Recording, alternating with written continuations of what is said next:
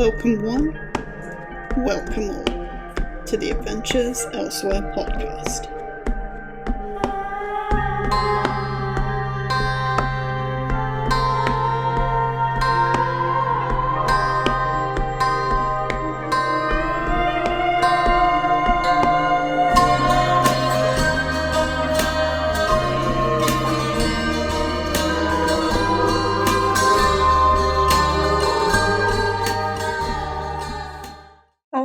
Hello everyone, and welcome back to the next episode of the Adventures Elsewhere podcast. I am your host, Jay Black. It is good to not see you here because we are live.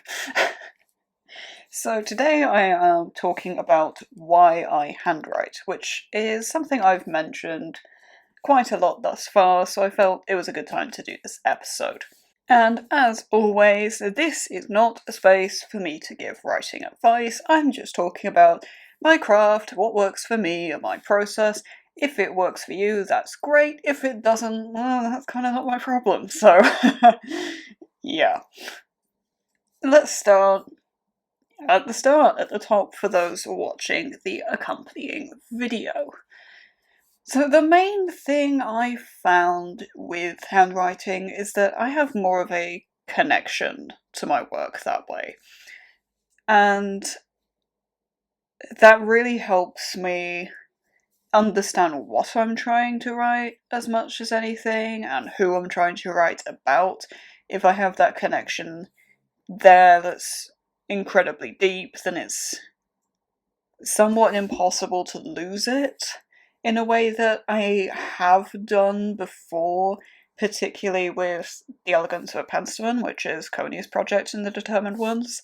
I did lose my way with that one in the midsection quite a bit. That parts of Elegance of Penstemon were handwritten, and parts weren't, which is just because of materials I had available and time and not really knowing what I was doing or anything.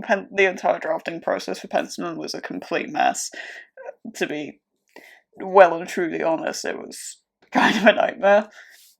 And you can tell, or at least I can, or could in the early edit rounds, which parts had been handwritten and which parts hadn't. It was very, very obvious, not only because I've got the lawyer's memory, thanks Grandad, but also just because the tone and everything and the depth of character and connection and all the meaning was so different, and I will get into tone a bit more later on. But yeah, handwriting is definitely the way that works best for me for fiction, and really getting across what I want to get across in a nice way. The other big thing I found, which is much more of a recent thing, is privacy with handwriting, because, I mean, story time, I guess. I used to be part of an in-person writers group. I mentioned this in the introduction episode, and probably every episode since, to be quite honest. Unless there are interviews between now and then, I don't know if I'll have mentioned it in those, but, we'll see. Or will we have already seen? My brain's already hurting from this time travel nonsense, I'm going to stop here. So yeah, going back to the actual story time and point I was trying to make, I was part of this in-person writers group. And I have really, really small handwriting, to the extent that people used to just not read my work and ask me to read it out instead. And I joked one time about bringing a magnifying glass in so that other people could read my work, and then the next week I did. And they asked me to keep bringing it. I'm dead serious, this is an actual thing that happened. So, yeah, no one can read my handwriting just because, not because it's bad, at least not in my opinion, but just because it's really, really small. So if you take a page of A5, that's sort of like standard width ruled, I will get generally about 20 words a line, for what it's worth. And they're not always short words, either. The other thing I found, sort of going to the other side of this, with typing and privacy, is obviously people can read that, and I'm very paranoid about people reading over my shoulder. I really don't like it, and I really struggle to type things out because of it. I don't like people reading my work until it has been edited to all hell. So the possibility that someone could read something that I'm just sort of free drafting, in a sense, is just no. I'm really, really, really uncomfortable with that. So, handwriting for me. Especially because I can just turn the notebook at a funny angle, so people have to try and read my writing upside down, which I'm fairly convinced is actually impossible. So, yeah, that always helps. And then getting into more of the craft element of why I handwrite, wasn't that a nice segue? Holy hell. It stops me lazy drafting. It's a really good technique I found for that, because I've mentioned before I'm not the fastest of writers, just because individual letters take longer to form when handwriting, and that is cumulative, it adds up. And because it takes that bit longer, I am forced to think about my word choices and exactly what words I'm using, what I'm writing, not just in a story way, but in a pure word by word way. That was convoluted, but oh well, too late to turn back on that now. And it does really help with the lazy drafting, because that is a huge issue I found with Penstemon, was just a lot of the sentences were just so clumsy to the point of it actually being really quite difficult to read. And that is still the case in a lot of places, and why it needs so many major edits. I mean, by the time this episode goes out, I will probably have done all that, but we'll see how much life decides to get in the way of all that. Yeah, I mean, with the more I've handwritten, the more I've drafted, the better and better I've got about lazy drafting, which is partly because with how much editing I've done, I've now recognised what crutch words I use a lot of the time. I mean, it does vary between projects, which is a character voice thing, but there are some that are very common, and I'm more aware of the synonyms that are available for them. So but is a particularly bad one for me that I'm really improved on, because I now know of that I can use although and though and except and yet instead, and I'm much more aware of it. Take is one that I haven't really nailed yet. There are always a million takes in my first drafts, and that does carry through until really quite late, because line editing is the thing I do last. I mean, I will do an episode on editing at some point, I would say soon, but there's no schedule, so who knows. Yeah, going back to lazy drafting, and I have to think, this doesn't apply to shorts and flash in the same way, if I'm completely honest, because shorts are shorter, and the editing process for shorts is a little bit different. This is something I could potentially do an episode on after I've done the main editing episode, if it's something you'd be interested in. At this point or after then, let me know, I'll probably bring it up then too. But I don't mind having really quite rough, what I guess people would call word vomit or zero drafts even, of shorts. Because it is much more about the basic storyline, and generally when I'm writing shorts and flash now, with the rise of...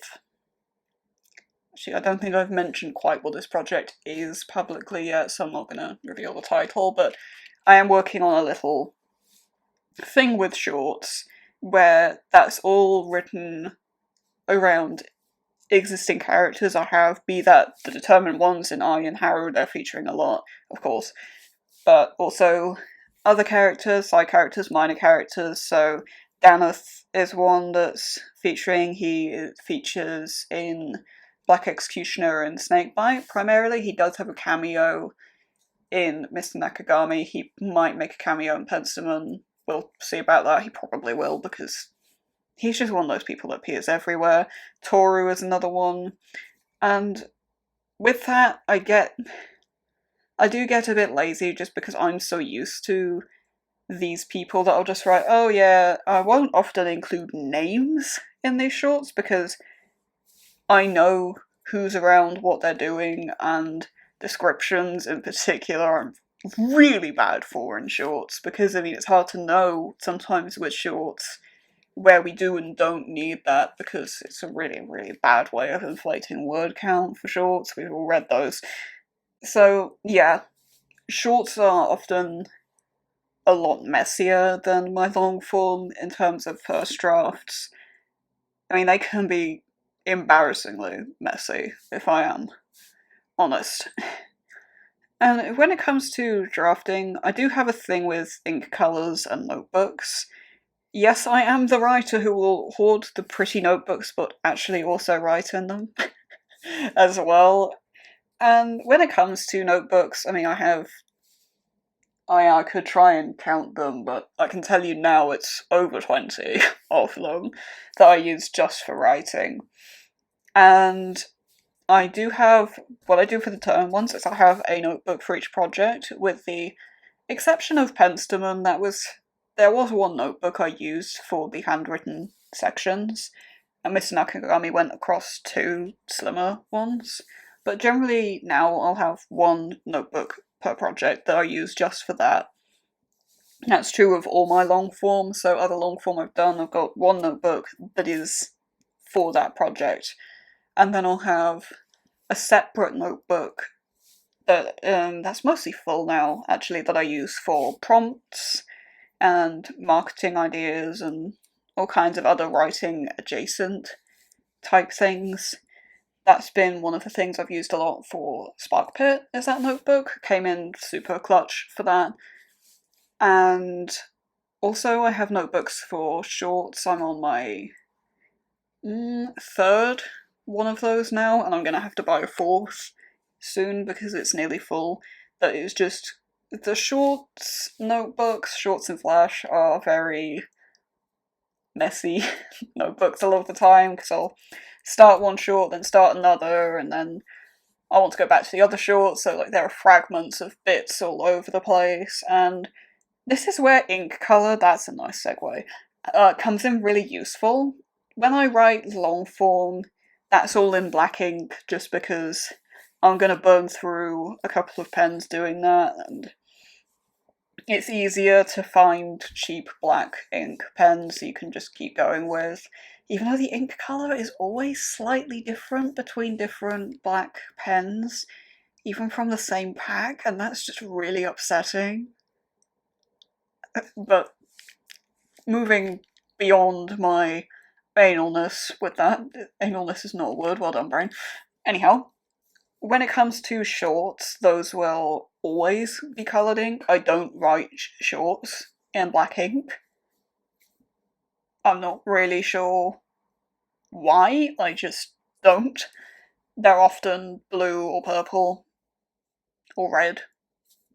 Or pink actually is one I use for shorts quite a lot.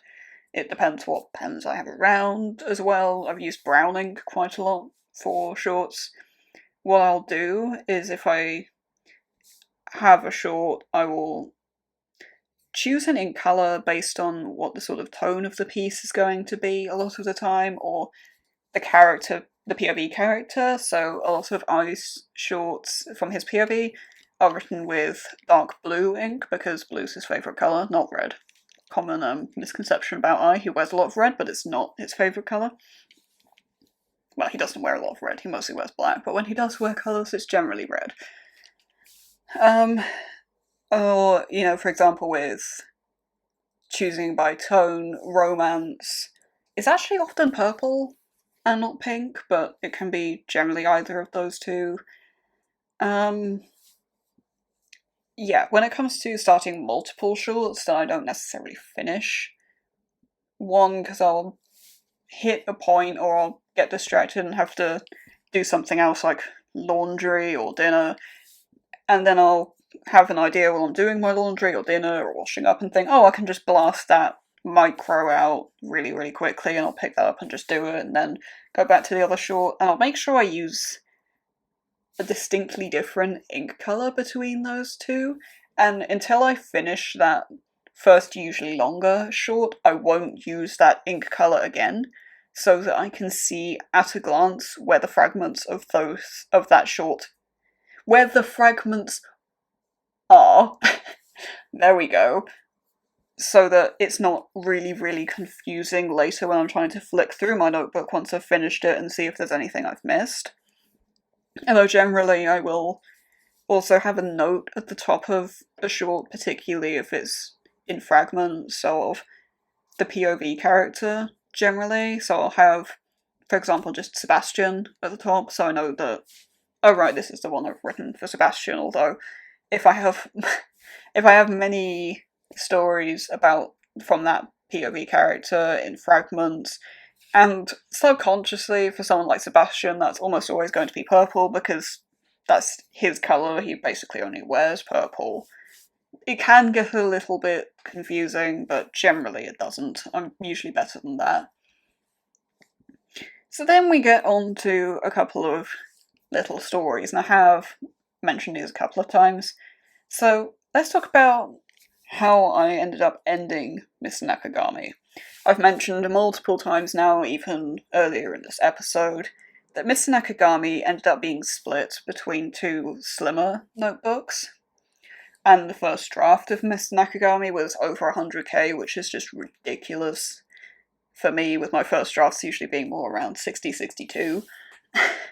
Yeah, that was a fun 1.1 draft to cut out, but, getting back to the point, the notebooks I was writing in, on average, only really fit 50k in them. And as I've already mentioned, I've got two of those, which makes pretty much bang on 100. The draft was over 100, though. And the way I ended up doing this was because I realised in the sort of, actually probably the penultimate chapter, because the last one's pretty short, towards the end of the penultimate chapter, which in first draft, by the way, was 23,000 words. Yeah, that was a horrifying realisation, because I was typing it up, and it was just going on and on and on, and I was like, okay, but where is the chapter break? I know there is one somewhere, I swear to God. And then when I did my sort of super quick first 1.1 pass, I was like, oh my fucking God. 23k chapter, oh my God. So yeah, that ended up getting split into 3. And the way, when I was getting towards the end of that chapter and I realised how few pages I had left in my notebook, and I knew I had another chapter to write, which I thought would be really short, but I wasn't sure because pantsing, basically, who knows? I have done an episode previously on pantsing, for what it's worth, if you're interested. Yeah, I did not know how everything was going to turn out, because that chapter I was writing had a lot more crossover scenes and bits and pieces going on than I anticipated, so I knew that could full well happen with the final chapter as well, and it did as well, by the way. So I ended up, and this is really cursed, the notebook I was in obviously had lined paper. I have written in non-lined paper and it's not fun, so I always make sure to get lined. But I ended up splitting the lines in half, vertically, and writing 2 lines a line. I didn't, however, equip a ruler to mark out extra lines, so it just looks horrendous. And of course we all do that thing, handwriting, well actually I don't know if anybody really handwrites anymore, but, well, besides me, obviously. where you sort of miss a word and you put a little upward arrow underneath the line and right above what you meant to put in, and sometimes I'll miss like full-on sentences and things and think, oh wait, shit, I forgot to write that thing and never did. Already done that in Shadow on the Snow, by the way. It's not fun. And I ended up doing that when I was double teaming the lines. So you got not only double team lines in just horrendously small font. I mean, we're talking, because the font's so small, like 35 words a line, because I can just do that for some reason. But then you got even smaller font above that with the odd sentence, and like trying to read and type that up. I mean, we're feeding back into the privacy thing here. It was a nightmare. It took so long to try and do that, because obviously I was scrolling things down really fast because I had all the ideas as well. And I'm sure if you do handwrite now, if you are that much of a boomer like me, then your letters can probably look really similar. So like ours kind of don't really exist. They look very similar to these. For me, A's and E's as well can look really similar. And sometimes I's just genuinely aren't there, and T's as well. I'll just put in like the line or the dot for the I and T and just not write the actual rest of the letter, and S's can look a lot like F's. Don't ask me how that one works, but it does. And yeah, that was an entire deal. And then we get into the story I have teased many a time of ending Snakebite. Because oh boy, is that a story. So with Snakebite, the ending is very closely tied to the ending of Mr. Nakagami. So there are a lot of shared scenes. I had this very strange thing where I actually knew exactly, or almost exactly, what was going on, and like genuinely, that's weird. That's not something I ever have. And what it meant was I could just storm through really, really quickly because I already had everything with Miss Nakagami, all the dialogue, all the actions between the dialogue, all the scene entrances and exits. It was just writing it from the other POV. It was super, super fast because I literally just had the Mr. Nakagami document open while drafting. As opposed to cranking out, when I get towards the end of a project, I always speed up. Although if I do that for Shadow on the Snow, I'll be going at a freakish rate of knots. That's a very British expression. Getting back to the point. When I started Snakebite, I was probably writing close to like 300, 400 words a day. Like, it was a super slow start for Snakebite, even. I don't know if I said the right project earlier. Pretend I did if I didn't. But towards the end, I was probably writing, before I got to all the shared scenes, more like 1.5k a day. Like, that's how much it speeds up. It's ridiculous. The thing is, with all the ending scenes, a lot of those scenes are probably 800 to 1k, maybe a bit longer. I could just crank those out so fast. Like, under an hour, easily. I could probably do 2 in just over an hour.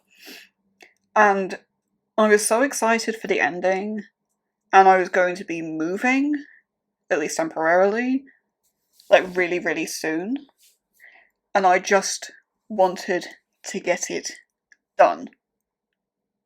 Because it was, when you get to sort of the end of a project, I don't know if anybody else has this, but it just consumes all of my free headspace, is consumed entirely by that project. Like, there is nothing else going on. It is just Snakebite, what is going on, what's next thing, this is the next thing, okay, he's just constantly talking to me because he knows it's nearly over. And I ended up writing, I was writing multiple chapters a day at the end. Like, it was that ridiculous, and they're not short chapters.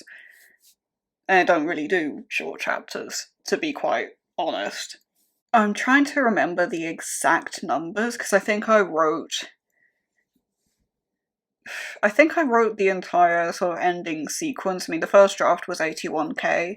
The sort of ending sequence in my mind at the time was, I'm gonna have to say about 20k, and I wrote that in 4 days.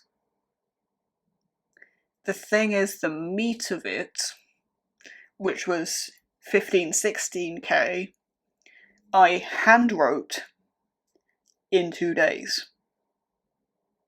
I did nothing but just eat and draft. And shower, obviously, because I'm not that gross, but you know. The thing is, I'd already been writing at such a speed for so long that going into that weekend, my wrist was already aching a little bit. Then I wrote probably 6.5, 7k on the first day, and my wrist was killing really badly. And when I woke, I thought, well, I'll go to bed, I'll wake up and it'll be fine.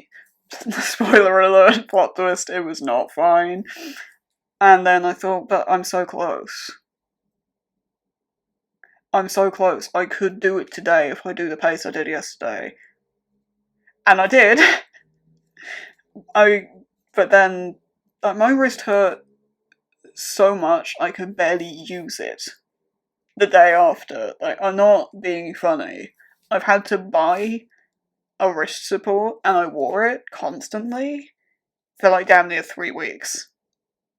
It hurt that much, and was that weak, and I still get, months on, I still get wrist pains if I overuse my wrist, and the level of overuse my wrist is significantly lower than where it used to be.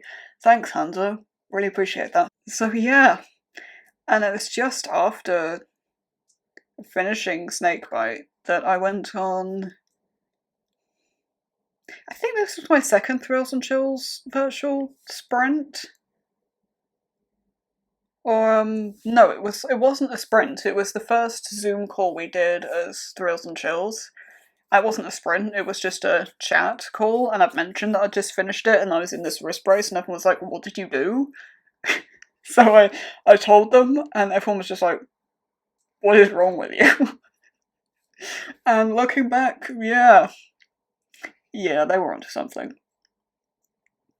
I did realise just now I did forget to mention something with notebooks, in the sense that because I have so many notebooks now, I mean, people do buy them for me, but when I need to buy them myself, and when people do want to buy them for me, I always ask them not to buy ones that are plain black, because I have a few that are plain black, and I like to be able to look at my shelf at a glance and know which project is which. And if I have really any more plain black notebooks at this point, I won't be able to do that.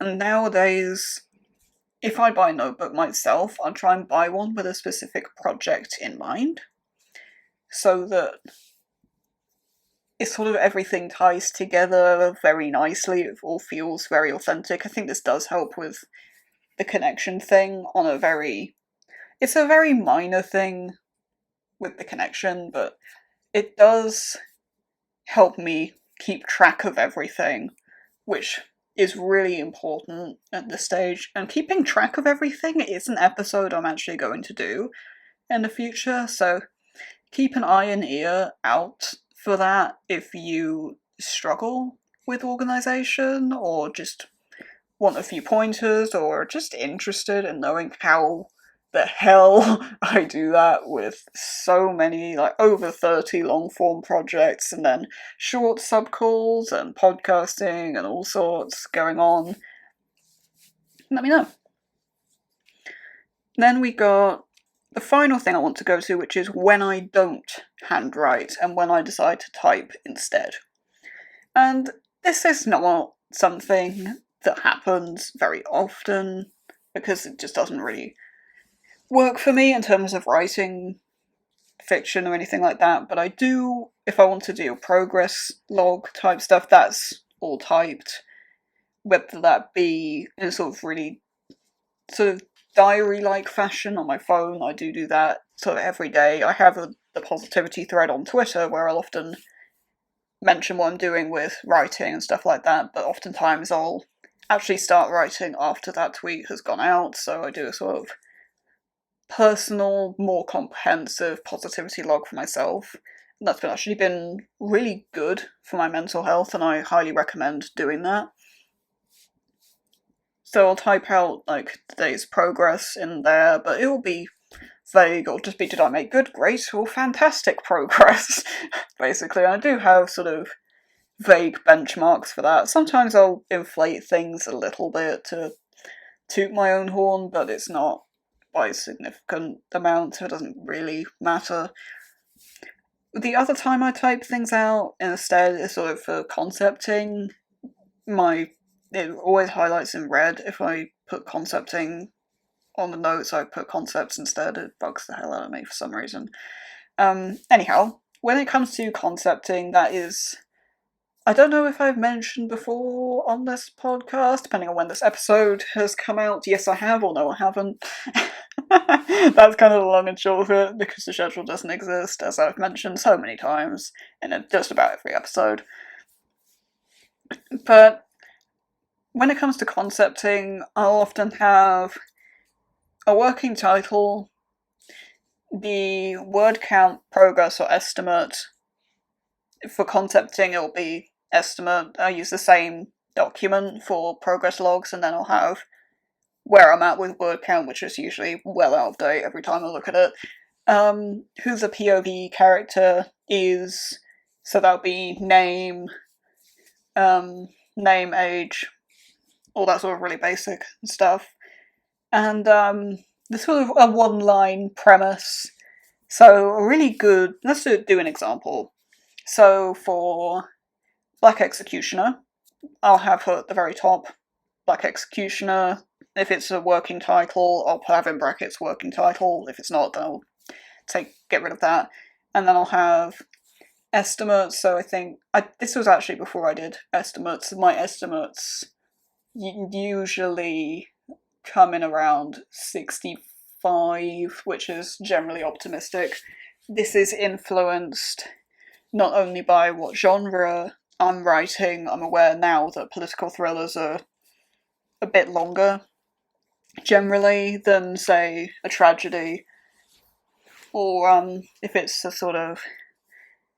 The other thing is basic premise and subject matter. If it's going to be a more complicated thing, obviously the word count is going to be higher. First draft. Yeah, the estimate is first draft word count. I don't know if I mentioned that, but I have now, so it doesn't matter. And then the MC, which is just POV character, generally. Obviously there are other MCs, but I don't know who they're going to be until pretty late, generally. I won't know until the end sometimes, and think, hang on, this is person main character now. Anyhow, so for Black Executioner, I'll have Ai Nagashima, his full name. Then I'll have that he is 39, and he is a bisexual man. That's what I have there. And we move on to the genre. I'll always have a note of that, so for Black Executioner, that's just thriller. I don't think that really fits into a subgenre. Although there is one... I'm not always very good about this. There is one particular project I have concepted that, under genre, I have literally written for myself, good question, drama? Question mark? Because I don't know yet. I probably won't until I'm near the end of that one, but we'll see. And then a one-line premise, which, I think Mr. Nakagami's one is pretty good, where it's just... It's something along the lines of, I don't know exactly what it is, because it doesn't really matter anymore. It's like Haru's life in fighting for human rights. And I'll know what that means. Also with concepting, for some of my future projects, I've got... And this is a weird thing to say as a pantser, but I do have sort of more extensive notes. Just so I know, more than anything, it was more me trying to figure out what that project was. Whether that was as it was originally, I can't believe I'm saying this, it was originally going to be a standalone thing. It's now turned into another 8-book compendium, but a lot of my notes are trying to figure out if that's what it was going to turn into, or a trilogy, or a more bog standard series type format was one of the things I toyed with for quite a long time. A lot of that is making notes of, well, I think probably the first 2 pages of that document are figuring out, like, by the time of the end of the timeline for the determined ones, where everybody is, how old they are, and what they're doing. There's like just 2 pages of that, and that does include minor and side characters, and people who have died and how long they've been dead for, because that matters. Not just for death anniversaries, there's some deep lore stuff around that. I don't know if I want to get into that. Not in this episode, but it's something I might do something on at some point. I'm sure it will come up in more detail. And then there's another couple of pages of me just sort of free writing to myself about, okay, I still have questions over this person. Okay, why is there conflict here? I don't understand that. Someone's lying to me here, someone else is not telling me something here, and there's bound to be something that's going to happen here with all the nonsense that's gone down, usually as a result of Hanzo. He's always a problem, we know that. If you've listened to any episode of this podcast, well, besides interviews, I mean, who knows if I mention it in interviews, because I haven't done them yet. But he's probably going to be mentioned as a problem, just like in every single episode ever. And then there's also a whole load of notes on, okay, but what makes this series, or compendium, or whatever it is, what it is? Because with the determined ones, clues in the name, it's about determination and success. With this next project, what's the overarching thing that ties everything together?